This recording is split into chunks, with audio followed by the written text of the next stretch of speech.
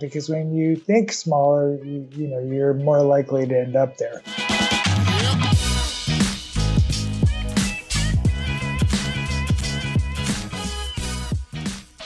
What's going on, Foundr fam? Nathan Chan here. Welcome back to another Foundr interview series. And today we're speaking with David LAWEE, and he is the founder of a company called CapitalG, which is Google's internal investment arm. And I'm going to be talking with him around what does it take to create a $1 billion company, either in valuation or revenue. These are like, massive companies. Like, what does it really take to create a company that is bigger than beyond your wildest dreams? David has so much experience here, and I'm really going to find out, like, what does it take? All these companies that he invests in, what are the founders' traits, characteristics? What does the company look like? And so much more. So I hope you're enjoying these interviews. If you are, please do make sure you subscribe to our channel and give us a thumbs up and hit the like button. And also leave a comment. We'd love to know what you're thinking about this particular episode. We write back to every single comment. All right, David, thank you so much for taking the time. Look, the first question I ask everyone that comes on is, how did you get your job? It's a good question. I think it's always great to chart people's career paths. I had been a serial entrepreneur prior to joining Google, and my takeaway from that experience was that what I had learned at Google was really useful for scaling companies. And I wish I had known it. I would have been a way better entrepreneur.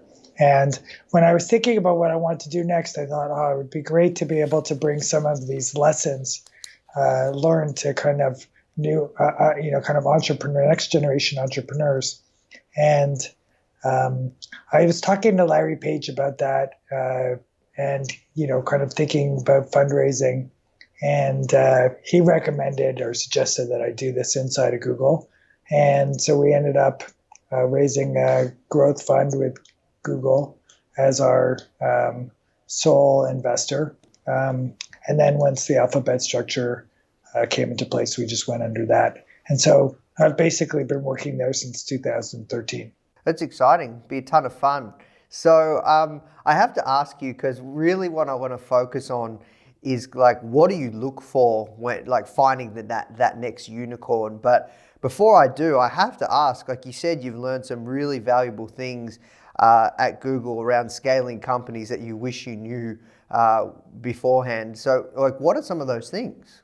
There are a lot of detail around kind of how you think about the organization. So, one of the challenges with large companies is people, kind of end up pursuing kind of smaller opportunities, don't think about scaling things globally, or naturally tend towards products, kind of, let's say, banking products or something that will work really well in the US, but won't go global. And one of the, kind of principles at Google, just as an example of a small thing, is you needed to launch in 17 countries right off the bat. So not all that product strategy that you could have directed towards localization, you needed to think about in terms of, like, well, will this product work across the world? And it just trends you to a different orientation. And so when you think about the products like Android, Google Maps, Google Docs, they all have that same complexion.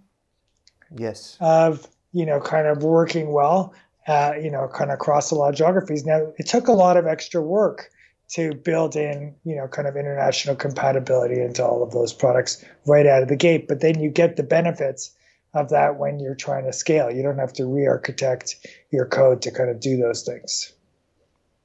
Interesting. And there's like 100 of those. Yep. Can you give us one more? I think the hiring strategy at Google, like, if you thought about kind of, well, just taking a step back, where as a CEO you couldn't lean in? Where Larry Page leaned in was, I'm going to set strategy and, kind of high level goals, which we did through the OKR process. He was kind of all product releases basically needed to go through Larry, kind of when the company was already tens of thousands of employees. And actually, and this is going to be the most surprising for you, all applications, kind of for new employees needed to go through LAWEE. And it's just an interesting way that you think about scaling an organization to say, you know what, I'm going to make all of my, all the people that report to me bring the actual hiring packets of every employee that's being hired that week. And then I'm going to go through randomly and look at the packets and ask them around about the candidates. And that had a cascading impact down the organization. So I reported to someone who reported to Larry. So the week before that, I was getting my packets to my boss who was going through them and grilling me. And I was doing that with the people that worked for me. And it was a way to ensure that people kind of in a high growth environment didn't do the natural thing of like, I need someone desperately and I'm going to, kind of make a compromise.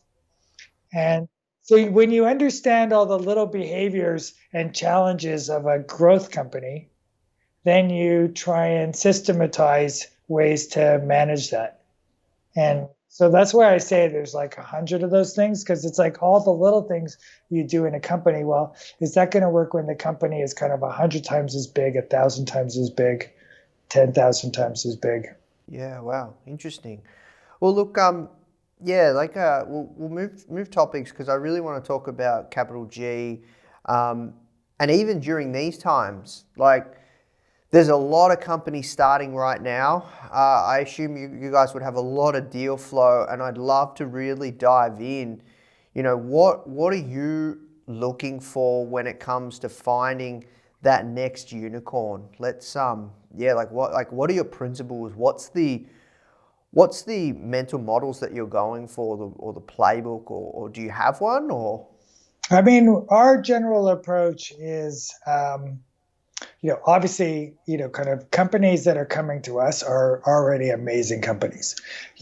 At the, kind of, if you've created 10 million of anything, $10 million of revenue, 10 million users, kind of, you've done something pretty extraordinary. And you've found product market fit, and so for us, we love the job because all day long we're meeting with people who have done that. What distinguishes the companies that are kind of right for us of that set are the ones that we think could be $1 billion of revenue, or kind of a billion users, like something meaningful, so that at every round the next stage of investors are going to see a lot of upside. So there's no kind of like pressure on us to sell the business. So for example, I could say, for us, if we're investing at, kind of, let's say 300 million valuation, yep, we're going to want an exit that's in the, many billions, because that creates a lot of buffer for, kind of other financing rounds and, kind of subsequent investor interest. And so we're not thinking about the next round. We're thinking about 3 rounds out. Is it still going to be a growth company? Yep, I see. So you guys particularly focus on late stage. What do you categorize as late stage? It's got to be 10 million or something, like you said? I mean, that's a good ballpark. I would say product market fit. Yep. Okay. And so that, doesn't mean you're just creating the product, but you've figured out a way to bring it to market cost effectively. And I'm curious as well, like when it comes to companies that you invested in, can you give us some, maybe for the audience, some context around some of those companies? Yeah, we've invested in Lyft, Credit Karma, CrowdStrike, UiPath, Looker, kind of a mix of enterprise and, kind of consumer companies, probably two-thirds enterprise, 1/3 consumer, particularly in the last 4 or 5 years. And I guess when it comes to deal flow, there's a lot of companies starting now. Are you guys getting many that are that kind of fit your appetite during a time like this? It's an interesting, kind of that there's a lot of dislocation, and dislocation is good for entrepreneurs. And so a lot of the companies that are in our kind of set of, kind of interesting entrepreneurs, ideas, areas are seeing explosive growth. So fintech is seeing explosive growth around the world. Yep. And health tech is, kind of seeing explosive growth around the world. And, we're investors in Duolingo and, kind of all that kind of entertainment and education content online is seeing explosive growth. So there's quite a bit going on. Now, there's obviously companies in our portfolio that have been on the other side of that, Lyft, Airbnb, kind of others. And so it is a mixed bag out there. But in general, kind of, I feel like there are as many opportunities now, really more than there's been in a couple of years. Yeah, interesting. Because, either it's gone one way or the other, where it's really accelerated the growth, particularly most online companies, except if your business has some sort of face-to-face when it comes to the product, then look, online has been massive across e-com. Yeah, okay, interesting. So then that means you would have, you're meeting founders when they're at a stage where they got good traction, and they probably like how you said, like they really they're at a really big next level of scale. How do they go from 20 to 50 or 50 to 100 or 20 to 100? That in annual revenue, right? Yeah, our hope is that they're triple. Kind of, that's kind of what we're looking for. Like companies that are still in the steep part of their growth curve, and they're going to be there for a couple of years, few years. So if a company's at 20, 30 million annual revenue, you'd hope that they'd be at 100 in the following year, and then 300 in the following year. And then 600 in the following, 300% year-on-year growth. I mean, that's what you're looking for. 10 million, I would say that 10 million, 30 million, 100 million, and then it's probably going to more like 200 million. That would be in the top quartile of companies that we see.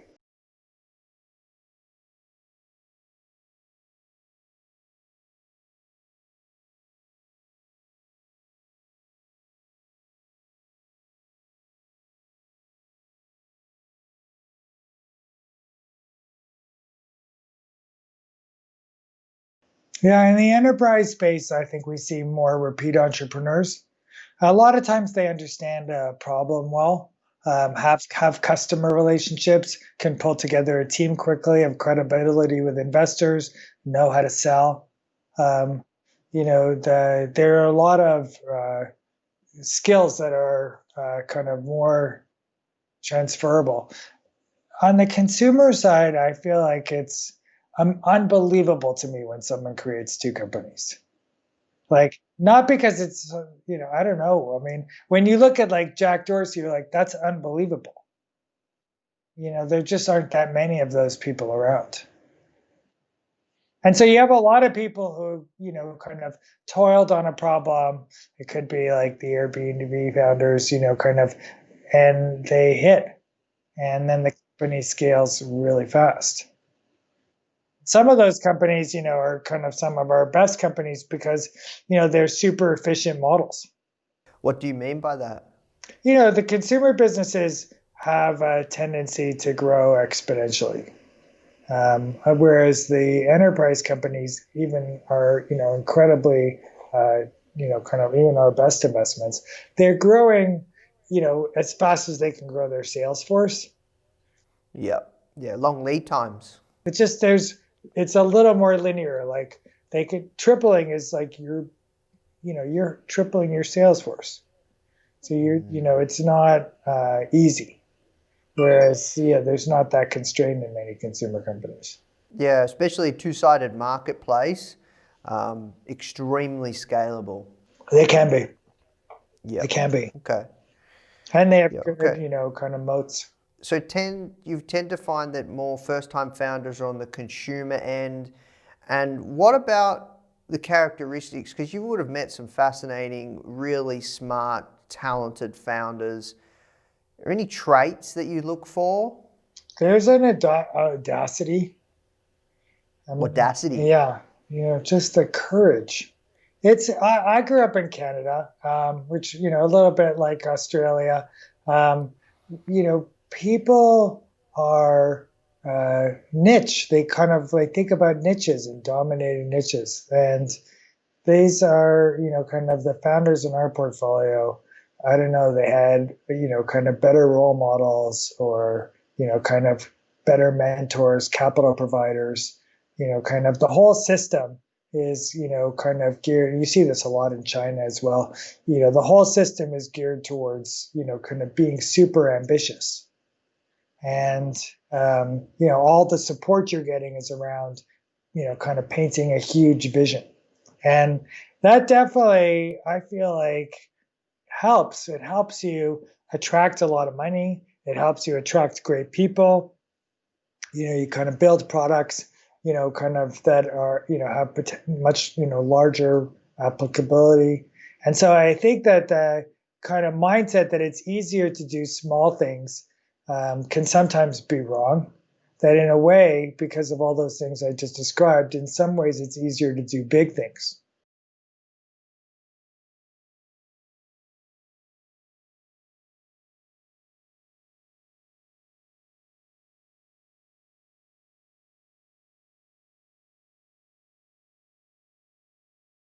Yeah.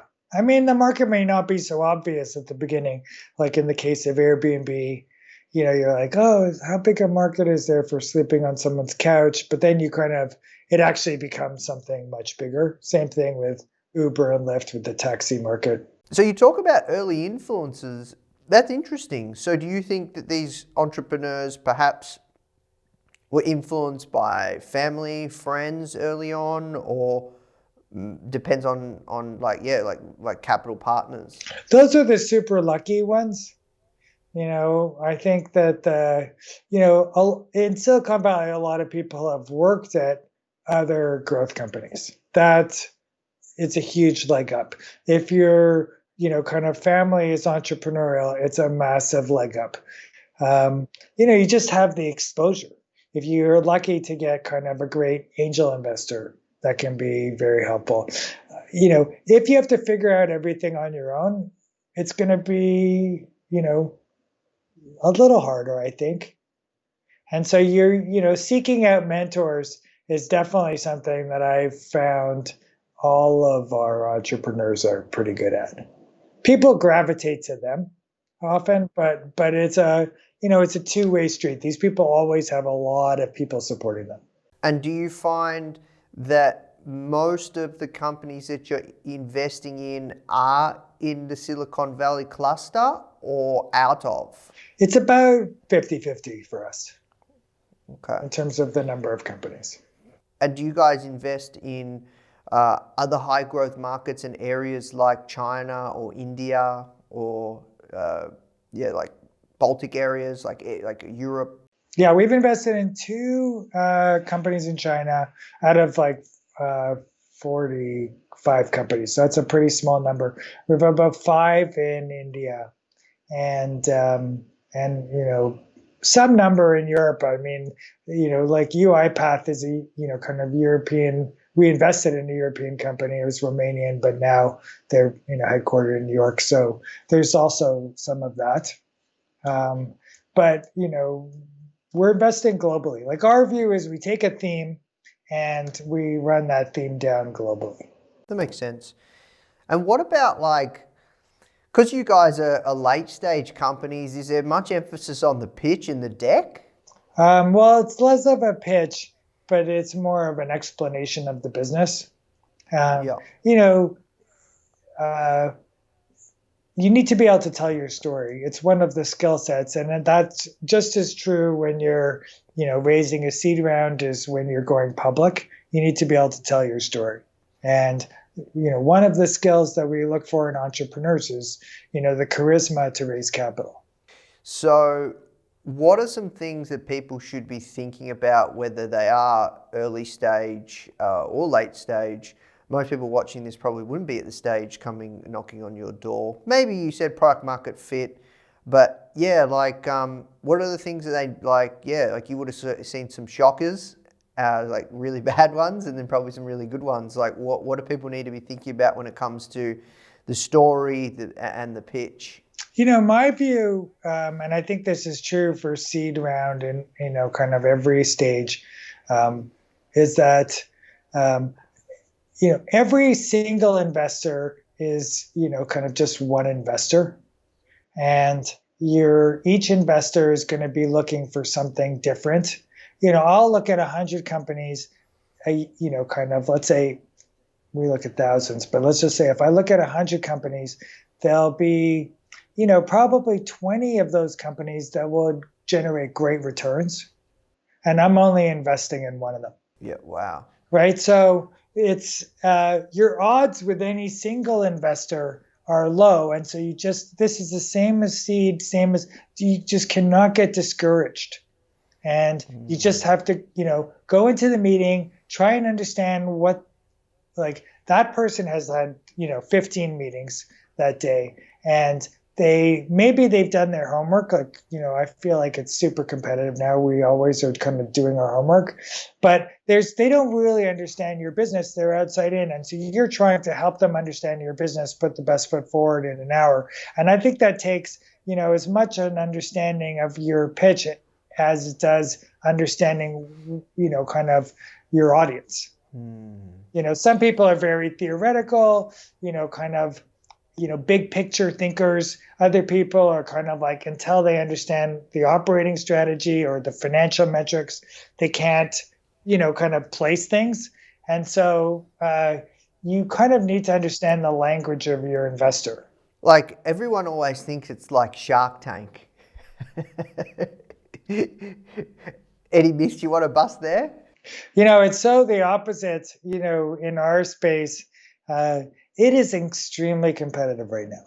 And, we are outbound calling for every meeting and, kind of, sending these like huge data packs of information that we've researched on their company and talk to customers. And so we're doing a lot of work. When we kind of finally get in to see an entrepreneur, we are feeling pretty lucky. So we're not in the Shark Tank mindsets. We're, we are trying to understand things pretty quickly and, kind of sort through, a lot of data and make a decision basically at the end of that meeting. And so it's dense. These meetings are dense. When we're doing well, it feels like we're kind of all talking about the most important issues. And when we're not doing well in a meeting, it's like we're talking past each other. But you guys could open most doors though, right? Like, considering it's Google and stuff like that? I would say that was 100% true when we started in 2013. And it's less true now. And it's not because of any change to Google. The market is, incredibly frothy. It's following the public markets. And I think, kind of the orientation has been at our firm, which is the same at every other firm. Well, let's get to these entrepreneurs sooner. So, kind of, 2 years before they need to fundraise, let's start building a relationship, understand their story. And so every great company that we're meeting with has a set of investors that are fantastic and could fulfill their needs. And so they just need to, they're not going to pick up the phone and start like seeing who's out there. They're going to do business with someone they have a relationship with. And so we need to be that company. And so that's why we're so forward leaning. Yeah, that makes sense. Look, you want to get on the front foot, especially at the stage that you guys are at. The people that you want to invest in, they're hot. They're hot. We're investing a lot of money. We're, I'm investing in like a couple of companies a year, 1 to 2 companies a year. That's true for all of our partners. And, so we're making highly concentrated bets. And so we need to, it's actually really hard to make that in a couple of weeks. If you've thought about a company over 6, 12, 18 months, it's way easier. So it behooves everybody. I think the entrepreneurs are better served by getting to know the founders. Founders are better served by getting to know investors. When it comes to the founders, are you guys kind of like, do you have rules like Y Combinator where they can't be solo founders? Do you have any rules around that, or they got to be a team of three, or like? Kind of probably that probably makes sense for venture, but by the time they're getting to us, they've proven that their operating model is working. Yep. Got you. So it doesn't matter. Well, each situation is unique. There's always like some deficiency in the management team, not, kind of for any other reason that the company's now way bigger and they've got bigger challenges, new challenges, and so they need to add people. And so you are evaluating what's the ability of this team to attract other people. Yep. And, kind of would I put, my brother-in-law in this company is kind of like, type of good test, like, because kind of that's what you're going to be doing as an investor. You're going to be then going and selling this business to everybody you know. Yeah. So, you're really getting the late stage that they've got traction. Do they have the potential to get to that really like true scale next level? That means you have a pretty high chance of success, right? If you're at that stage, you're much more bounded in terms of the investment returns. Like you'll, very rarely lose money. Like there's some percentage of ones where we're losing money. There's a lot of investments where we've made kind of 3 times our money. And then there's a small number of, investments where we're making 10 times our money. And the returns of our fund really correlate with those 10x returns. Yeah.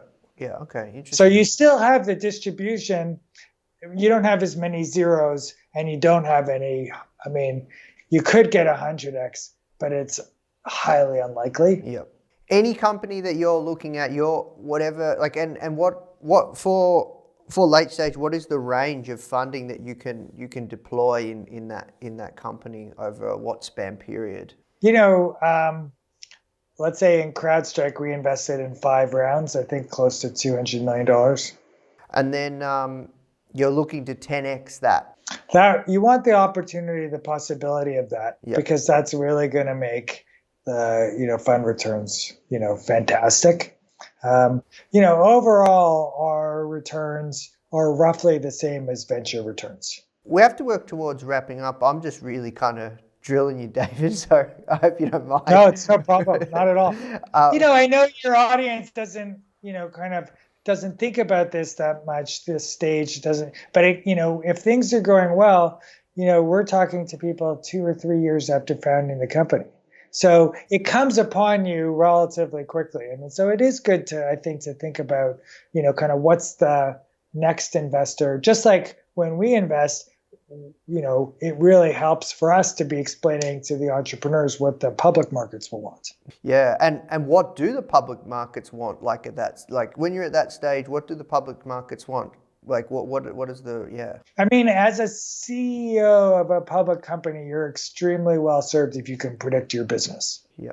If you're still at a point where you are in some major inflection, like you want to get into a brand new market, or you could do all those things as a public company, but you just have a little less flexibility around making mistakes. Like it has more consequences. And so it's nice to kind of have a core business that is humming. Yeah. And I think, kind of to be in a steep part of your growth curve gives you a lot of breathing room versus, let's say, people who have waited and then they kind of have, let's say closer to 25-30% growth. And, maybe then, investors are going to think you have 1 quarter, 21%. They're going to be like, oh my God, is this not a growth company anymore? And then the multiples change and your employees get stressed. And so it's really good to have a few years of not dealing with that and getting your footing. Yeah. But it's so hard because isn't it harder to grow the bigger you get? It is. Exactly. That's why I think a lot of companies used to go public, with 250 million valuations. And I think they were pretty well served. And Salesforce and others, grew into really big businesses. Then you had kind of like, the 2008 era where growth equity investing actually became a really big thing. And you had companies staying private like Facebook, $10 billion rounds. And so there has been a trend towards staying private longer, which has been good in terms of creating, kind of a market for our type of financing. But it has changed the nature of, a lot of companies' public experience. Yeah. And when you talk about like the appetite for the public market, like the public market's appetite and predictability of business and having things humming, it's really a focus on recurring revenue, right? Like you really want to have recurring revenue, right? Yeah. And you want to be able to control the levers of your business. So you add, kind of, 100 salespeople, and that those 100 salespeople will each generate, $2 million of revenue, kind of in, 12 months time. And so you can see the inputs and outputs. It's like in, kind of like a typical consumer business, you would spend this much on marketing and this would be the return on it. Yeah. So it's a mathematical equation. It becomes a little bit more of that, because if you're still in the phase where you're, kind of not sure how much you're going to get, then it's hard to, kind of hire 100 people. Maybe you should just hire 5 people and see what happens. Yeah. And so if you're going to hire 100 people, you should know. And then, if you're trying to grow your business from, 100 million to 200 million, that's, kind of the order of magnitude scale that you're adding. Yeah, I see. And like, what advice would you like to give to founders watching this that are looking and they have that ambition to hopefully build the next unicorn? In terms of financing or just in terms of like? Both. Yeah. I mean, I think you do this go back to where I started. I really felt like I learned something at Google. My last company, Xfire, was a gaming company. It was like, we got to 10 million users. We thought that was amazing. It's 2005. There weren't that many users on, gaming online, but, it's a lot better if you're thinking big from the outset. Because when you think smaller, you're more likely to end up there. And then I feel like one of the challenges for entrepreneurs, but it's, also kind of really works when you're good at it, is kind of just, evangelizing that vision and just willing it into existence. Kind of a lot of this stuff, I'm sure, kind of the same advice you would share with any stage entrepreneur. Awesome. Well, look, is there any questions that I haven't asked you that you'd like me to ask? No, I think you did a great job. Awesome. Well, look, thanks so much for your time, David. Where's the best place people can find out more about yourself and CapitalG? Yeah, we have obviously a website and, kind of LinkedIn and all that stuff. And all the contact information is on our website, CapitalG.com. Okay, awesome. Well, look, awesome. Thank you so much for your time. Okay, awesome. Good talking to you. You too. All right, speak soon. Bye-bye. Ciao. The Foundr mission is to help you create an ass-kicking business and help you learn straight from the mouths of world-class founders. Get your free printed edition of Foundr magazine featuring Sir Richard Branson. Just cover shipping and handling at foundr.com/Branson.